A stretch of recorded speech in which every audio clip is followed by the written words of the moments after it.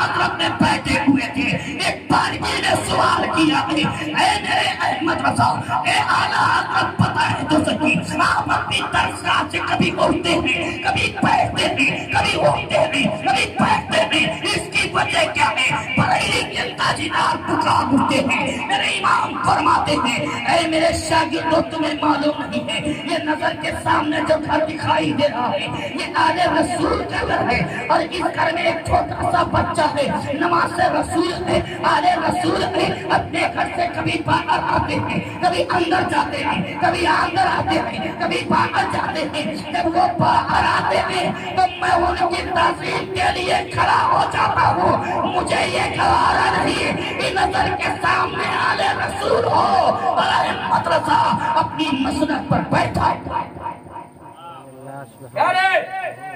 امام احمد رضا نے ہمیں بتلا دیا ہے اگر آل رسول ہو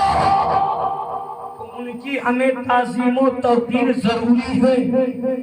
ادب و احترام ضروری ہے، اور جن کے بارے میں پتہ ہی نہ ہو، جن کے بارے میں پتہ نہ ہو تو ہمیں ضروری ہے، اگر وہ کہہ رہے ہیں تو لازم ہے، ضروری ہے ادب۔ اور آج کل کے دور میں بہت سارے ایسے لوگ ہیں جو ہاتھ چموانے کے لیے آل رسول بہت گھوم رہے کرے۔ یہ اترولہ کے اطراف میں دیکھو، جن کے ساتھ کا کوئی پتہ نہیں وہ آج آل رسول بنے بیٹھے۔ بدلانے کا مقصد یہ ہے، امام احمد رضا نے ہمیں یہ بھی بتا دیا ہے اگر آل رسول ہے